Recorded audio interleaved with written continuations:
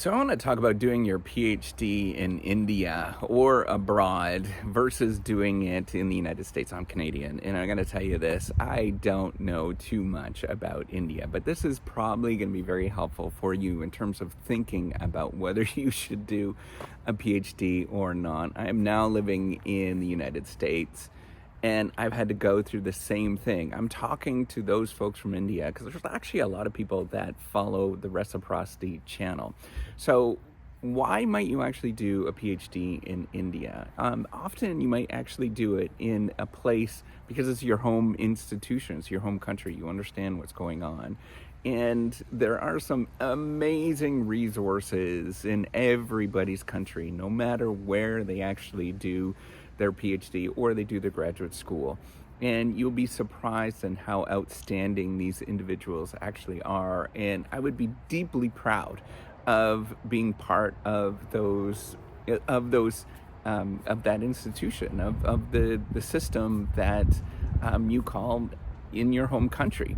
Now, the challenge that lies is that science is a very global thing, and I didn't realize this going into it. I did my PhD at the University of Western Ontario in Canada, and I didn't realize how global this was. And often, what ends up happening is that there is kind of like this pecking order, and you could look up these rankings. The pecking order is this, it's a little bit of a derogative term, but basically means that there's a ranking of universities, and you could see what these rankings of universities are. You could just have to pick them up in your field.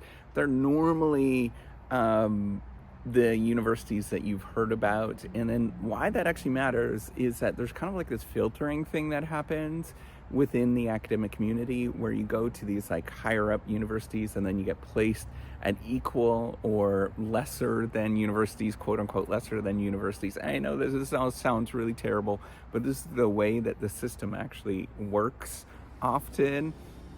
So the one thing that I want you to be aware of, it's very hard to move up in terms of, going up in this sort of pecking order thing. It's just very difficult. It's just not set up to be conducive in that way. Now, the second thing I want you to think about is that because it's such a global endeavor, you end up going anywhere, right? Like often you go to places that you would never dream of. I live in a place I never even traveled to until I actually got this position where I'm actually at. So I'm very painfully aware, and not painfully, I mean, it's an adventure. It's really fun and exciting, but I'm very well aware of that, right? You have to be open to going from one place to the other. When I did my PhD, the institution that I was at was 2 days drive from where I grew up. So I'm painfully aware of the sort of challenges of living abroad, and I've always lived abroad since I moved away.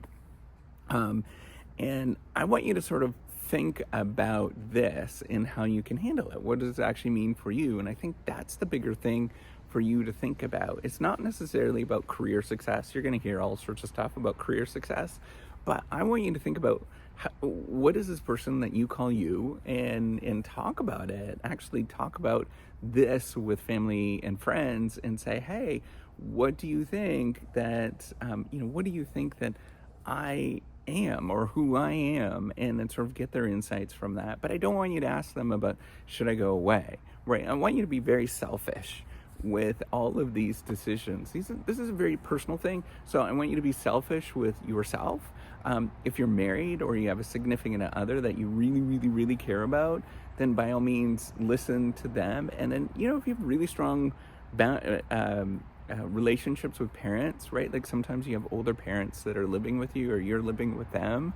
You might want to listen to them, but everybody else is like, hey, they don't matter as much. I'm going to tell you that. Like they truly are not as important as that sort of core group. And I want you to really think about that and be selfish with that particular decision.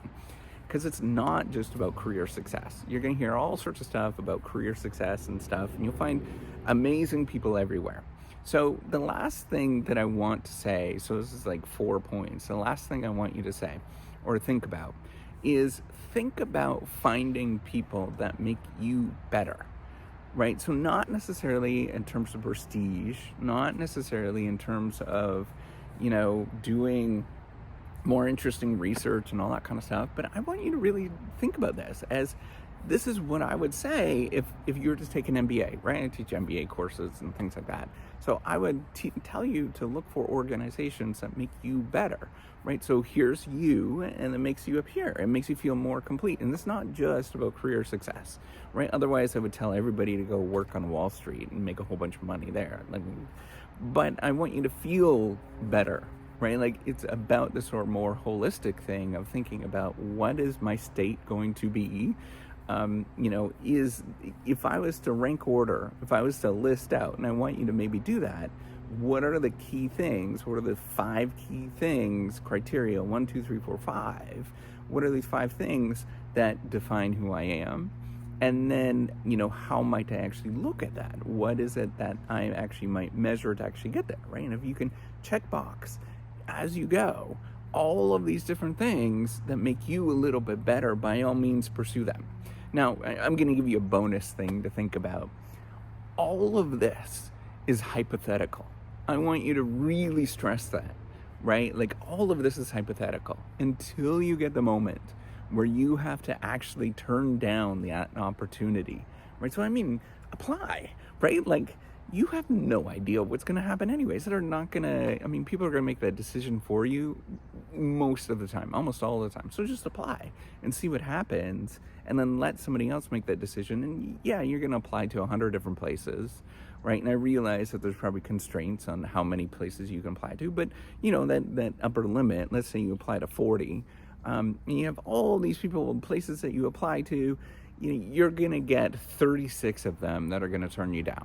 Unless you're the belle of the ball from India. But I'm going to tell you, so that's a term that suggests, when you go to a ball a long time ago, like there was one pretty girl, and that one pretty girl would be the belle of the ball, right? Like everybody would want to be around them and date that belle of the ball. Now, even still, there are people that don't like that flavor, right? Like they're not going to like who you are and what you're about and all that kind of stuff. Not based on your sort of nationality, but based on your research interests and things like that. And so there's even still like your maximum number. If you apply to 40, you'd be lucky to get 10 that would say, yeah, come on over and work at this program, right? Super lucky. Most people, it's gonna be like 2 that are going to say, come on over and work at this program. And then once you get that, then have that hard discussion at that point where you sit down and say, hey, what do you think of this? But up until that time, I wouldn't worry about it. Don't stress out about it. Just enjoy it, have fun, goof around, be silly, and then see what happens, right?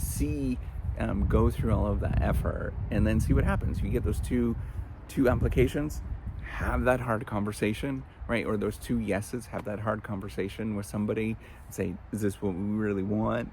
And if so, what do we do with this? And then you make that decision. Up until that point, just don't stress out about it. It really is not going to matter that much in the long run. You're going to put too much weight on something that's fictitious, and you're making this up as you go. So hopefully that helps you out. Give me a thumbs up. Do subscribe to the YouTube channel.